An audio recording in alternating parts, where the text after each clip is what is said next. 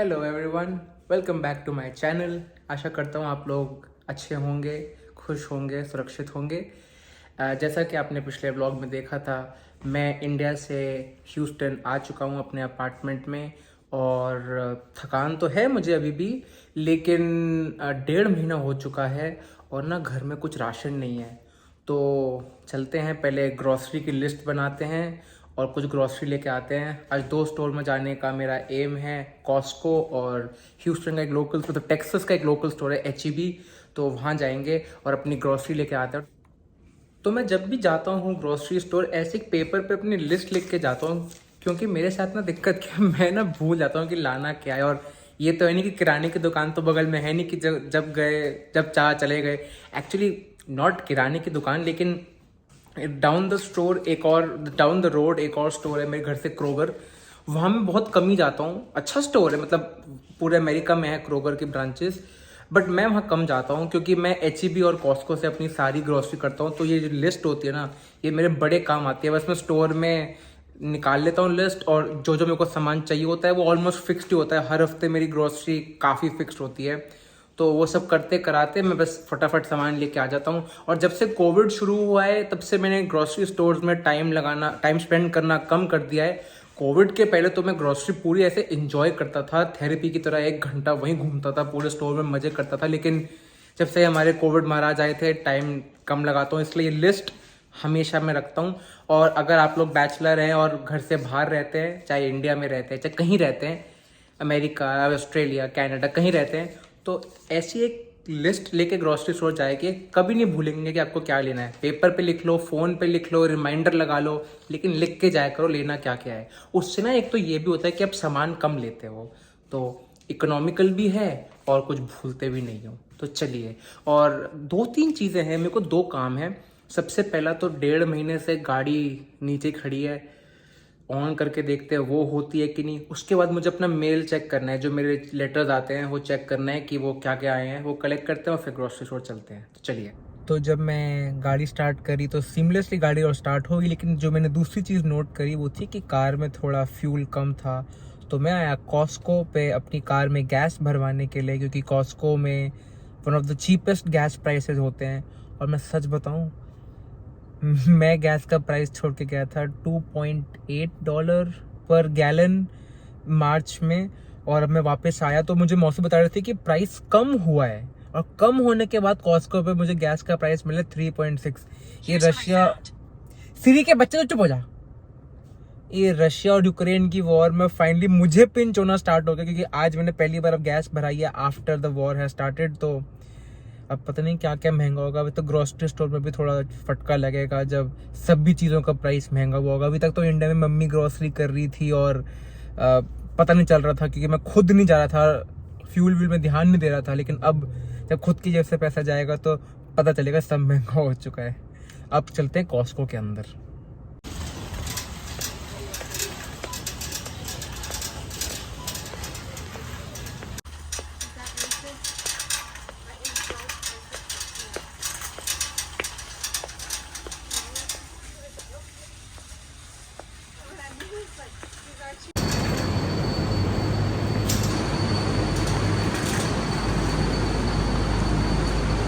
और ये है मेरा ऑर्गेनिक मिल्क जो मैं पीता हूँ हमेशा। तो ये ऑर्गेनिक मिल्क मैं कॉस्को का पीता हूँ, मुझे बहुत अच्छा लगता है। ये विख्यात लास्ट टाइम मेरे घर आया था, उसकी रिकमेंडेशन थी, और तब से मैं यही दूध पी रहा हूँ कॉस्को का। काफ़ी हेल्दी भी है ये। तो कॉस्को की तो शॉपिंग मेरी हो गई थी। ज़्यादा शॉपिंग मैं करता नहीं कॉस्को से, क्योंकि अकेला आदमी कितना ही खा लेगा। कॉस्को में हर चीज़ थोक में मिलती है। तो मैं आता हूँ ये पीछे वाले स्टोर HEB में अपनी सब्जी और बाकी ब्रेड का सामान लेने के लिए। तो आज आपको दिखाते हैं HEB।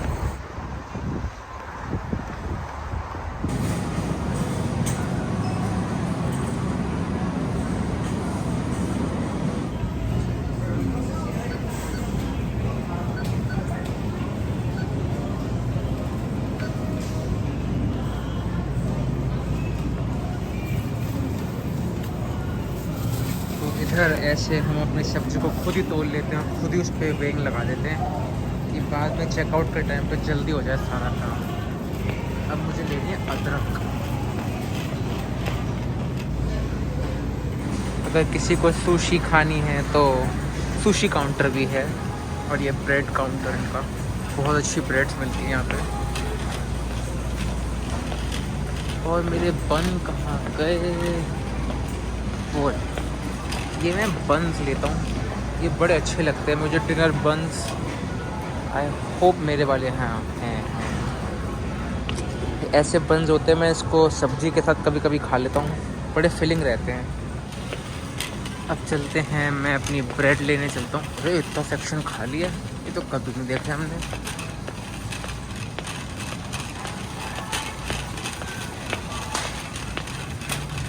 और यहाँ से लेता हूँ मैं अपनी ब्रेड, ये वाली ब्रेड लेता हूँ मैं, एसेंशियल 12 ग्रेन।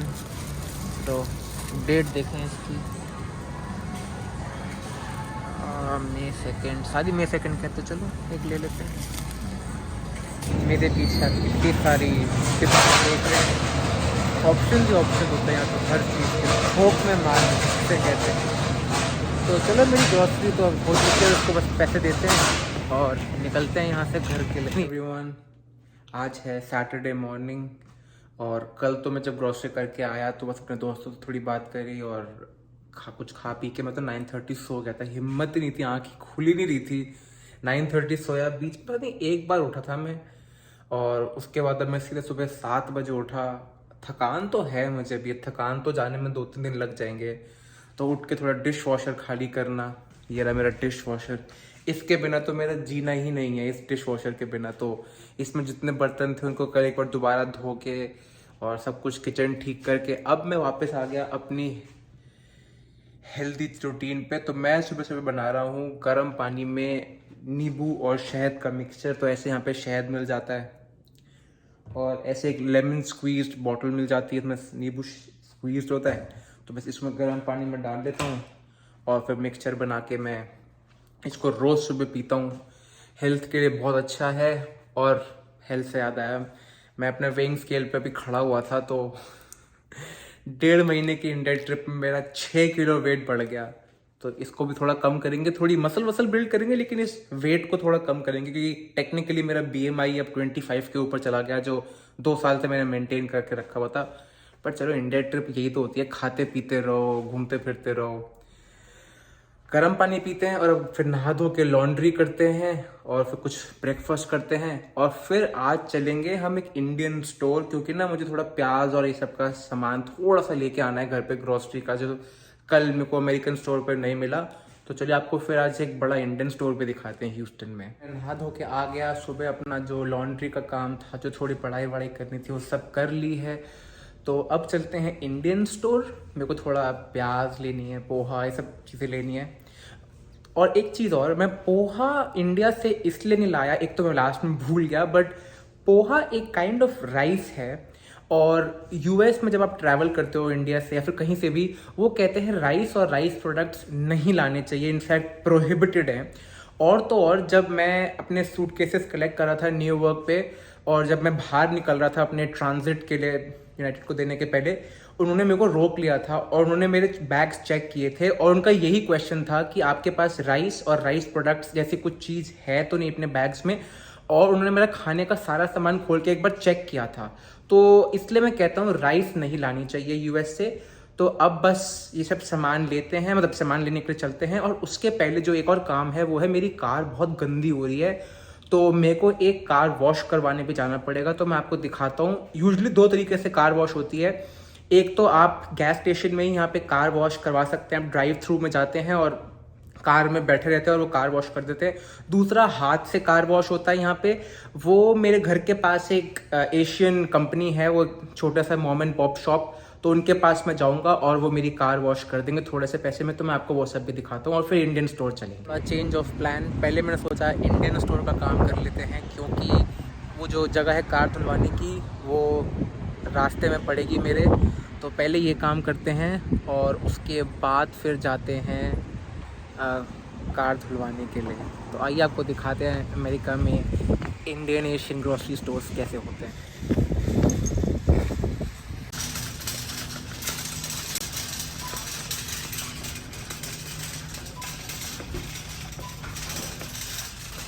सब मिल जाता है।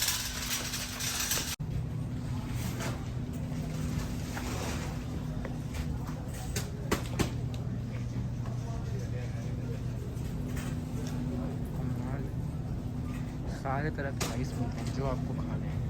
यहाँ डालडा जैसी चीज़ें भी बहुत आसानी से मिल जाती है। सूजी, घी, बेसन, सब कुछ बहुत भर भर के थोक में मिलता है, जैसे कॉस्को में मिलता है। तो ज़्यादा सामान इंडिया से लाने की ज़रूरत पड़ती नहीं है। तंदूरी नान, आटा कितना तरह का आटा इनके, आशीर्वाद सरबती आटा, चावल में बासमती, ये चावल, साउथ इंडियन चावल, इडली, राइस सब मिलता है। छोले, लिज्जत पापड़ खाने हैं तो अमेरिका में आपको भी मिल जाएगा। इसका मुझे ढूंढ रहा था जिस चीज़ को, वो यही है। होपफुली अच्छी क्वालिटी वाला मिल जाएगा। सब पोहा, सब थिन थिन है। देखते हैं।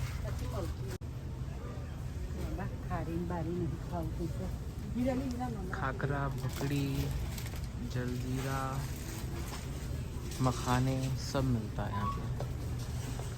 अच्छी भाकरी देखें, मट्ठी। चलो पोहा तो मिल गया मुझे अपना।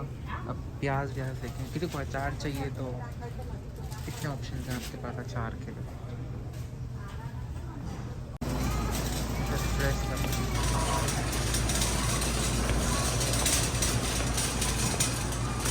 स्वीट टूथ वालों के लिए इतने सारे मिठाई के ऑप्शन हैं।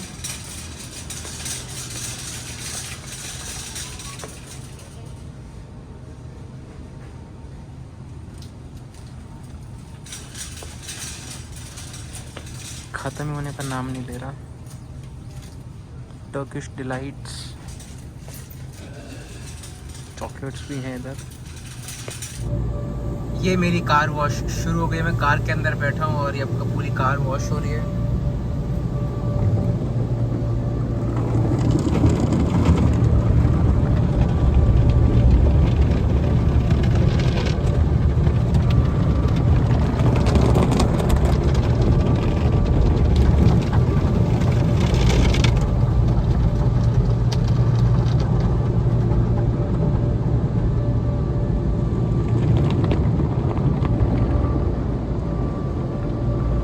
बड़े बड़े रोलर आते हैं कार को वॉश करने के लिए यहाँ पे, और आप कार के अंदर रहते हो तो सब कुछ सही रहता है। तो चलिए, अब जब पूरी कार हो गई है धुलने का काम पूरा, तो ये ड्रायर सारा पानी सुखा देंगे और अब हम यहाँ से बाहर निकलेंगे और हो गई मेरी कार वॉश। स्टोर्स और कार साफ करवा के घर फाइनली आ चुका हूँ।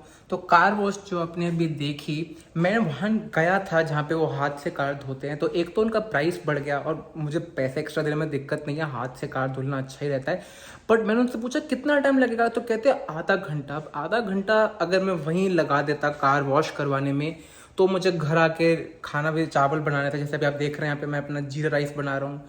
तो लंच में मैं लेट आता हूँ, मुझे ना बहुत तेज़ भूख लग रही है। अभी बॉडी ना इंडियन टाइम जोन में ना अमेरिकन टाइम जोन में एडजस्ट कर रही है, तो बे टाइम भूख लगती है। तो मुझे बहुत तेज़ भूख लग रही थी, तो मैं उस कार वॉश में गया जो आपने वीडियो में देखा, और वहाँ मेरे बस $10 लगे। और मैंने अपनी कार बाहर से जब देखी, अभी जब मैं घर पे आया, बड़ी अच्छी वॉश कर रखी थी। तो ठीक है, हो गया कार वॉश का काम। तो बस अब खाना खाते हैं और देखते हैं आगे का दिन मेरा कैसा जाता है। उधर चावल बन रहे हैं लंच के लिए, और इधर जो आज मैंने सुबह लॉन्ड्री की थी उसका मोस्ट अनप्रोडक्टिव पार्ट, कपड़े फोल्ड करना। अब घर से वापस आ चुके हैं। अब मम्मी तो है नहीं जहाँ ये सब हेल्प मिल जाए मुझे।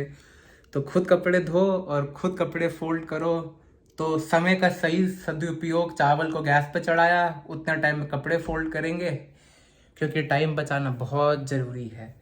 तो चलिए ये भी कर लेते हैं। अब तो सैटरडे शाम हो गई है और अब खाना बनाने का टाइम भी आ ही गया है।